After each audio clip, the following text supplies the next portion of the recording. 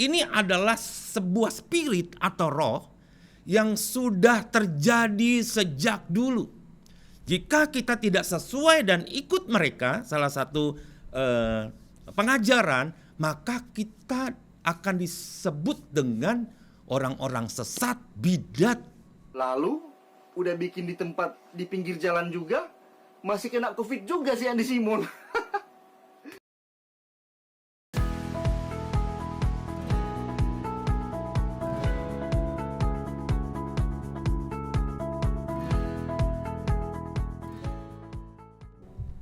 Ya, salam sehat dan semangat. Salam Koran, kontroversi kebenaran. Haleluya. Sahabat Koran, hari ini berjumpa bersama saya lagi dengan Guntur Irianto, dan kita akan membahas beberapa konten, dan hari ini khusus satu konten oleh seorang yang bernama Patrice Smith, ya. Patrice Smith, namanya Patrice atau Patrick, saya kurang jelas ya. Tetapi ada beberapa konten yang sudah beredar, dan mungkin ini beberapa konten yang lama. Artinya beberapa banyak orang sudah melihat, bahkan ada banyak juga yang sudah mengulasnya. Artinya banyak juga yang tidak suka dengan kalimat-kalimat yang diucapkan. Nah, sahabat Koran, di medsos ini banyak sekali pendeta-pendeta yang merasa sudah besar, sudah punya banyak gereja besar, merasa jadi pemimpin atas semua pendeta, seolah-olah dia kepala atas seluruh sinode yang ada di Indonesia. Jadi ia merasa seperti seorang nabi, seperti di Perjanjian Lama. Dia akan menyamakan dirinya seperti Elisa yang menegur, kemudian memaki-maki. Dia akan menyatakan dirinya seperti Musa, bahkan seperti Yohanes Pembaptis dan lain-lainnya. Nah, pengikut-pengikutnya pun juga atau murid-muridnya pun juga memiliki dan meniru atau mengkopi pemimpinnya dan ikut-ikutan menghujat dan menyesat-nyesatkan pendeta lain yang notabene bukan satu sinode dengan dia. Nah, pendeta-pendeta di Indonesia ditantang, ya. Apakah ada pendeta lain yang menantang sehingga dia berdiri dan menantang banyak pendeta? Ini penting bagi saya untuk mengulas sebagai sebuah reaksi atas banyak video yang isinya nyinyir, ya, seperti bos besar, ya, seperti bos besar. Coba perhatikan, tentu saja para pendeta, para hamba Tuhan, para pastor tidak mungkin akan mengaku-ngaku dirinya sebagai Yesus atau sebagai Mesias, itu tidak mungkin sekali. Nah, yang ingin saya sampaikan kepada kita kali ini, kontennya adalah bagaimana seorang murid berusaha mencoba membela gurunya. Ya, seperti apakah gurunya? Tentu saja pasti sangat dihargai, dihormati. Jadi sekalipun gurunya itu, pemimpinnya maki-maki pendeta, dia pun akan ikut-ikut untuk memaki pendeta yang lain yang mungkin tidak sejalan atau tidak sepaham seperti pemahaman teologia dari sinodenya, ya. Tetapi ingin saya sampaikan kepada kita hari ini bahwa apa yang akan kita perhatikan ini bukanlah sebuah pameran. Pro dan kontra pasti ada, tetapi bukan untuk memperuncing sebuah perbedaan. Dasar kita di dalam pengajaran kita tentang Yesus pasti sama. Tentang Yesus yang mati di Golgota, dikuburkan dan bangkit. Ini adalah dasar pemberitaan Injil anugerah. Nah, ingat juga kita yakin bahwa Bible adalah firman Tuhan. Sepenuhnya 100% adalah firman Tuhan dan kebenaran semua ada di situ. Mungkin ada banyak sekali orang atau para pastor pendeta yang berbeda dalam penafsirannya. Jika itu terjadi, marilah kita jangan saling menghujat atau mengatakan mereka sesat. Jika kita memiliki Kristus dan percaya pada Yesus, tentu ada buah-buah roh. Pasti setuju bukan, sahabat Koran, bahwa kita setuju bahwa orang yang percaya Yesus memiliki Roh Kudus pasti memiliki buah-buah Roh Kudus. Kita dapat membacanya dalam Galatia 5 ayat 22 sampai 23. Buah roh itu ada sukacita, damai sejahtera, kesabaran, kemurahan, kebaikan, kesetiaan, kelemah lembutan, dan terakhir dikatakan penguasaan diri. Baik, tidak berlama-lama ada satu konten yang saya perhatikan, konten ini ya perlu saya ulas atau tentu banyak reaksi yang muncul ketika berbagai konten ini muncul. Setiap orang percaya pasti dikasih karunia Tuhan dan karunia-Nya berbeda-beda, tetapi untuk membangun. Saya bereaksi terhadap konten ini dari Patrick Smith, ya namanya mungkin ada embel-embel Smith, entah Patrick atau Patrice. Kalau Patrick kan yang ya SpongeBob gitu ya. Tapi ini pasti Patrice, Bro Patrice Smith. Kita coba lihat videonya. Gelora Bung Karno. Stephen Tong dipermalukan Andy Simon atau sebaliknya. Halo guys, ada sebuah video dari channel nggak tahu siapa, nggak nunjukkan muka, yang bersembunyi di balik layar. Dia membuat video bahwa Stephen Tong dipermalukan oleh Andy Simon. Dalam video tersebut, dia memberikan cuplikan pendeta Stephen Tong yang menantang para pendeta-pendeta pembuat mujizat untuk membuat mujizat. Ya, jadi dimulai dengan sebuah konten bahwa pendeta Stephen Tong dipermalukan. Wah, ini siapa yang mempermalukan, siapa yang dipermalukan? Jadi ya kita juga bingung ya, untuk apa saling mempermalukan? Ya, pastinya bro kita ini satu pasti dia adalah murid ataupun juga anak buah dari pendeta Stephen Tong yang akan membela seniornya. Kita dengarkan kembali. Pendeta-pendeta pembuat mujizat untuk membuat mujizat di Gelora Bung Karno, di tempat yang luas secara resmi. Sekarang saya tanya, pendeta-pendeta yang berani mengkopi, memalsukan Yesus, maukah berani kerjakan dua hal? Pertama, bikin kebaktian kesembuhan secara besar, pakai Istora atau pakai Gelora Bung Karno, bilang semua yang sakit virus Corona datang sini, saya dalam nama Yesus menyembuhkan engkau. Kenapa engkau tak berani kerjakan itu? Hei, pendeta-pendeta di seluruh Indonesia, dengar kalimat pendeta Stephen Tong ini. Kalau engkau mempunyai kuasa Tuhan, kerjakan itu. Bikin kebaktian kesembuhan ilahi, suruh semua yang beriman datang. Yang corona virus telah menjalar di dalam tubuh mereka, sembuhkan mereka. Saya akan melihat apakah kuasa Tuhan ada pada kamu. Ya, ini adalah cuplikan video bagaimana pendeta Stephen Tong di gerejanya yang juga direkam dan diupload ke sosial media menyatakan dan menantang para pendeta-pendeta di Indonesia yang punya karunia kesembuhan. Waduh, ini menantang gitu ya. Kenapa harus nantang sih ya? Gitu. Jika ada sebuah pengajaran yang berbeda, ya sampaikan saja di dalam sinodenya, pengajaran kita berbeda gitu. Tetapi ini dimulai dengan sebuah tantangan. Hai pendeta-pendeta di Indonesia, saya nantang, bikinlah kebaktian kebangunan rohani kesembuhan ilahi di stadion. Wow, ini besar banget gitu ya, stadion. Dan Indonesia punya Stadion Senayan. Ya, Stadion Senayan yang sangat-sangat besar. Nah, ingat, jika saya mengunggah konten ini, bukan berarti saya pengikut salah satu yang saya bela atau Pastor Andy Simon. Saya bukan murid Andy Simon atau para pendeta manapun juga. Tetapi saya perlu menegaskan tentang perlunya rasa hormat satu dengan yang lain. Apologet Kristen itu sebenarnya tugas mereka adalah ya membela iman mereka dari serangan-serangan bukan sesama hamba Tuhan, tetapi serangan-serangan di luar kekristenan yang mencoba menghancurkan, menghalang-halangi, dan kemudian membenci Kristus dan pengikutnya. Harusnya para apologet itu ke situ, bukannya menyerang sesama pendeta atau hamba Tuhan. Ya, jadi sebenarnya perbedaan demi perbedaan itu seperti sebuah pernak-pernik. Nah, mari kita coba kembali apa yang diulas oleh saudara kita ini. Mari kita lihat. Kuasa Tuhan ada pada kamu. Lalu channel ini membandingkan dengan penyembuhan jalanan, saudara. Hanya penyembuhan jalanan. Ya, jadi saudara, Patrice ini mencoba membandingkan antara para pendeta yang biasa melayani di jalanan dengan pendeta Stephen Tong. Wah, ini saya sebut dengan hormat pendeta besar yang orang katakan pendeta besar, pendeta terkenal, pendeta senior. Betul, saya hormati pendeta Stephen Tong, ya.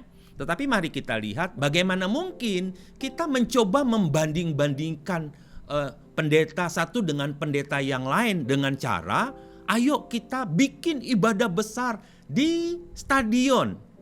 Ya, ini sudah memulai sebuah perbandingan bukan lagi secara rohani tetapi secara material, ya. Logika perlu dipakai tetapi bukan logika yang seperti ini. Kita lanjutkan. Gak sesuai dengan tantangan pendeta Stephen Tong.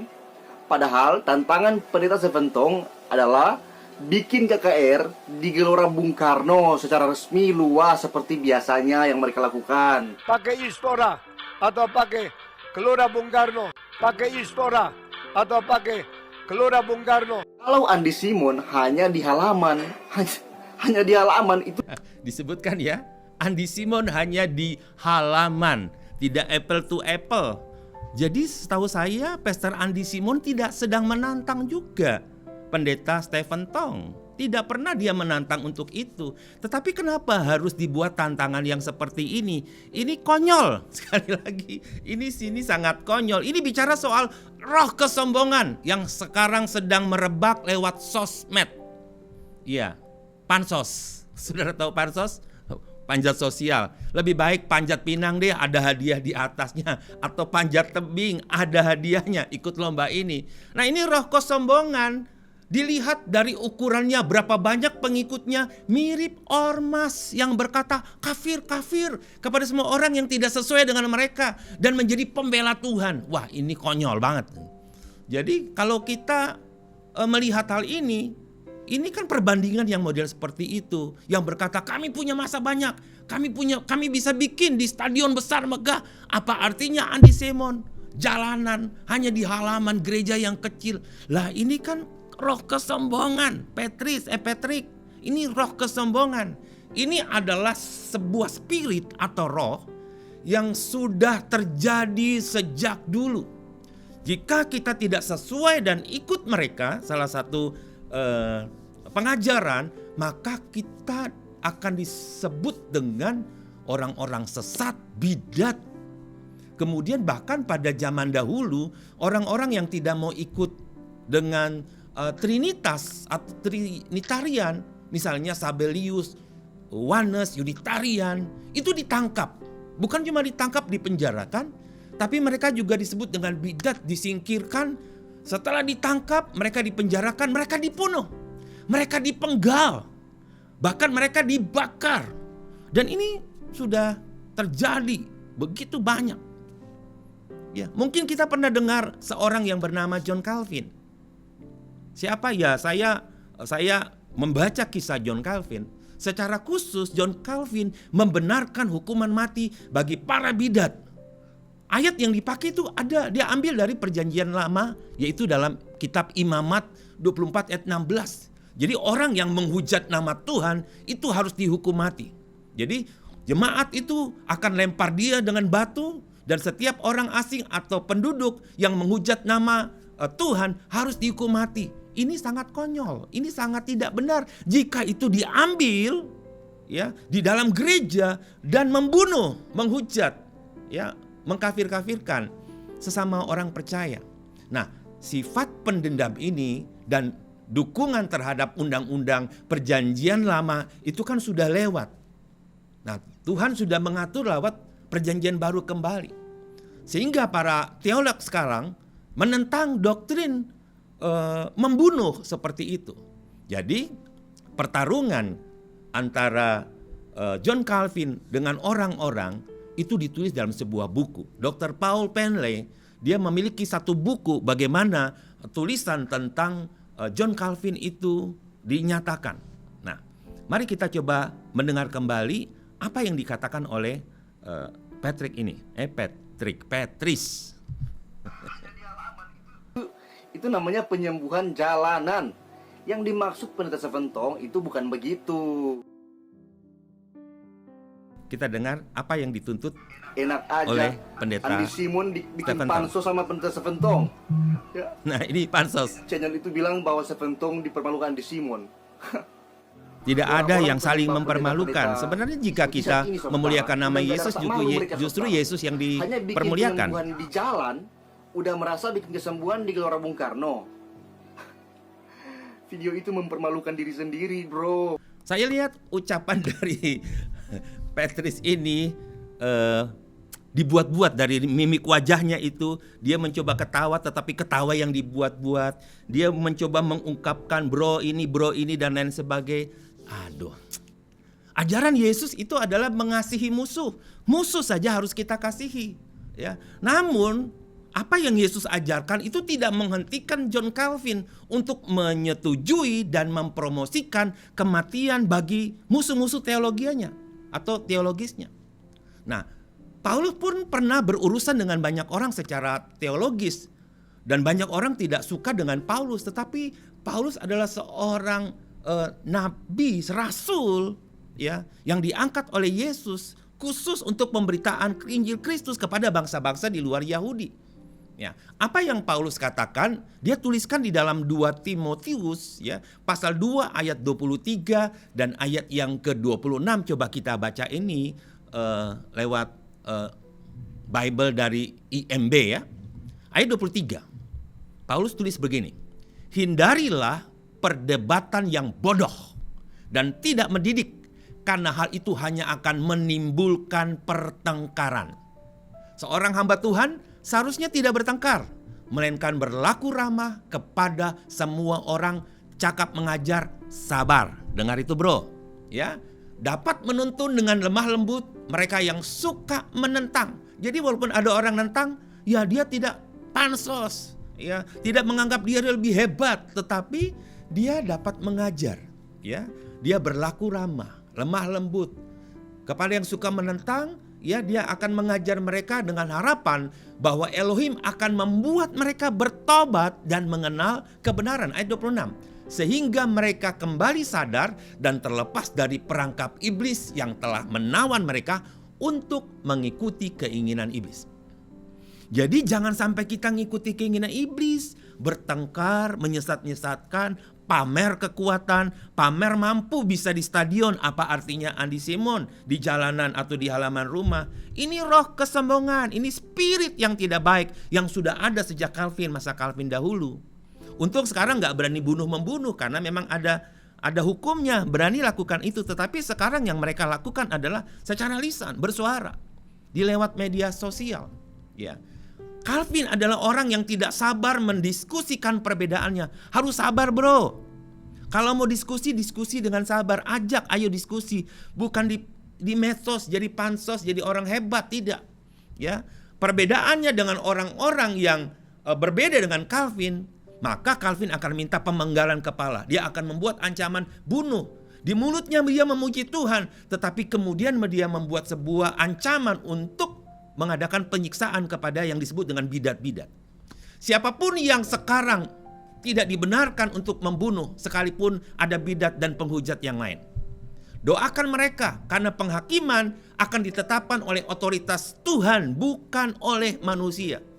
Ya, sekali lagi, manusia hidup bukan dari apa kata manusia, tapi dari apa kata firman Tuhan. Yang percaya katakan amin. Kita ikuti kembali.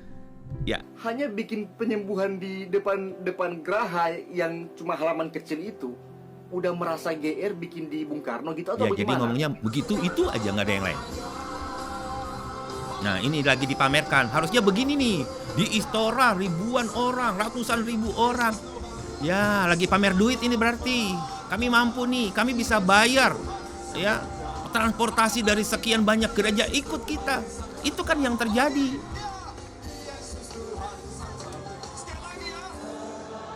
Jadi kalau mereka punya uang, mereka bikin ibadah, undang gereja lain. Loh, kalau mau ikut, kami kasih transport. Seperti itulah. Jangan pamer. Ingat semua yang kita punya dari Tuhan Yesus. Kita kerja karena Yesus, kita hidup karena Yesus. Baik mati dan hidup, kita milik Yesus. Amin. Ngapain ya saya harus ikut Pendeta Stephen Tong ketika nantang-nantang. Ya, kita tidak perlu anggap saja masuk ke kanan keluar di kiri telinga kita. Ya, Tuhan yang mengatur hidup kita. Pelayanan kita bukan ditentukan oleh manusia, tetapi mari melayani berdasarkan kasih Yesus. Ya, jiwa-jiwa banyak perlu dilayani. Jadi bukan seperti inilah pamer-pamer bisa bikin kebaktian hebat. Ya, apalah artinya Andy Simon? Andy Simon berkata, saya tidak punya apa-apa. Saya hanya percaya Yesus saja. Nah, sahabat sukses, saya ingin dari kisah ini, ya, dari kisah ini juga ada sebuah kisah tentang Andy Simon di mana dia hanya penyembuh jalanan saja. Wah, yang muncul musik. Pakai Istora atau pakai Gelora Bung Karno.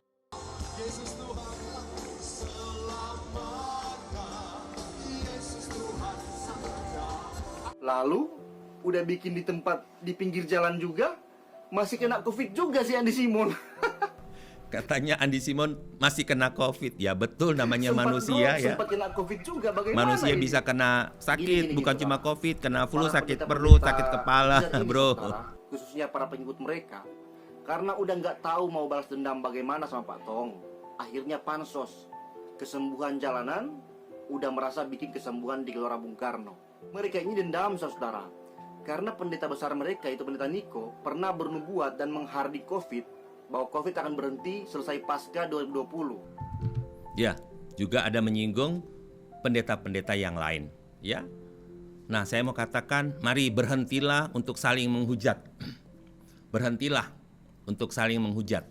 Nah, itu sebabnya jika kita adalah milik Kristus, kita satu keluarga, ya, berhentilah untuk saling menghujat. Saya ingin saudara-saudara bahwa jika tadi disebutkan pansos panjat sosial, itu punya arti adalah gini, usaha yang dilakukan untuk mencitrakan diri sebagai orang yang punya status sosial tinggi. Ya udah, kalau memang punya status sosial tinggi ya silakan, gitu ya. Ini dilakukan dengan cara mengunggah foto, tulisan, dan berbagai bentuk ya mungkin ya video di media sosial, gitu ya. Nah, saya melihat ini sangat-sangat berbahaya sekali sebab saya mengingat ada satu video, ya, video dari seorang yang bernama Zakir Naik. Ingat seorang yang bernama Zakir Naik? Waktu ada seorang bertanya kepada dia dan ingin berdebat langsung, Zakir Naik kemudian membuat persyaratan. Kalau you mau debat dengan saya, maka harus paling tidak di stadion. Ada 500.000 orang. Kalau cuma sedikit, kamu debat sama murid-murid saya. Oh, ini kan panjat sosial, pansos gitu ya. Nah, kita coba lihat ya video dari Zakir Naik ini. Ini saya sengaja membandingkan ini ya. Sengaja membandingkan ini supaya kita melihat bahwa wah ini jangan seperti itulah cara-cara kita. Mari kita coba lihat ya. If you want to debate me, there are some criteria. I would not mind debating anyone who on his own can at least gather 10,000 people. If you can give a public lecture. Jika Anda ingin berdebat dengan saya, Anda harus mengumpulkan 100, 200, 300, 1.000 orang. Harus punya kemampuan untuk bisa kumpul ribuan orang. Kalau tidak bisa kumpulkan, Anda hanya menghabiskan waktu saya saja. Wah, ini sama kan roh kesombongannya. You want to debate, yet you can debate. Come to Bombay, take an appointment, my student will debate with you. And answer all your 24 points. We have many students in the queue, waiting.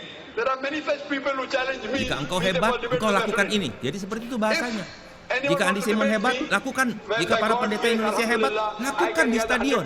Sama ini. 200,000 people, 300,000 people individually for my talk. At least the person debating me should have a stature of getting. Jika tidak mampu kumpulkan 10.000 orang, Anda tidak perlu berdebat dengan saya. Jauh statusnya. Ini pansos. Ya, seperti itulah pansos.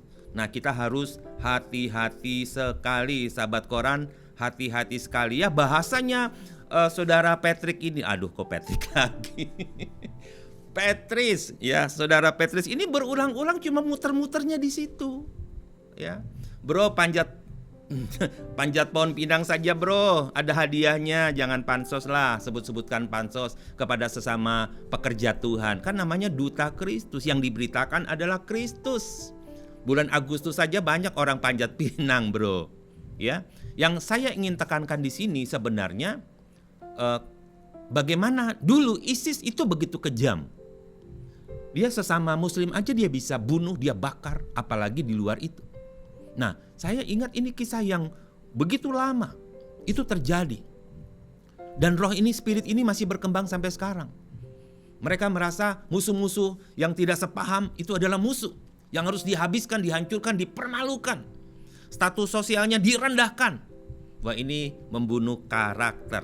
Tetap saja ini bahasa bro kita seperti itu. 2020. Ini udah mau pasca 2021 saudara. Covid masih ada juga. Ketawanya lucu Terus ya, yang saya dibuat-buat. heran, masih ada juga orang Kristen percaya. Padahal Yeremia 14 ayat 14 mengatakan, jawab Tuhan kepadaku, para nabi itu bernubuat palsu demi namaku. Aku tidak mengutus mereka. Jadi bawa ayat tidak memerintahkan nubuat palsu mereka, diberikan dan tidak kepada para berfirman pendeta yang kepada lain. mereka. Ini Mereka terlalu. membuatkan kepada penglihatan bohong, ramalan kosong, dan tipurkan hatinya sendiri. Ya saudara-saudara, masa hanya pinggir jalan Kan? bisa makan dengan Pinggir jalan. Gelora Bung Karno. Mimpi apa bro? Mau Pakai Istora, atau disamakan pakai dengan Bung Karno. Gelora Bung Karno. Iya, apa yang dapat kita pelajari dari konten ini? Siapa yang dipermalukan, siapa yang mempermalukan. Jadi ini kok dikembang-kembangkan bahasa seperti itu. Sudahlah, mari bersahabat. Mari sebagai saudara, satu keluarga yang punya fondasi Yesus. Beritakanlah tentang Yesus saja. Ya, kita beritakan tentang Yesus saja, bahwa Yesus itu adalah Tuhan juru selamat yang menyelamatkan kita. Baik, sahabat koran, biarlah apa yang sudah saya sampaikan ini sebagai sebuah reaksi bahwa seharusnya kita tidak saling menghujat. Ya, itu sangat-sangat tidak baik. Yesus mengajarkan kepada kita tentang kasih, Yesus mengajarkan kepada kita untuk menghargai dan menghormati. Saya percaya dan yakin bahwa semua rekan-rekan sepelayanan para duta Kristus, para pendeta, para pastor ya akan menjadi orang yang dapat memberkati Indonesia. Saya Guntur Irianto, salam koran, kontroversi kebenaran. Haleluya.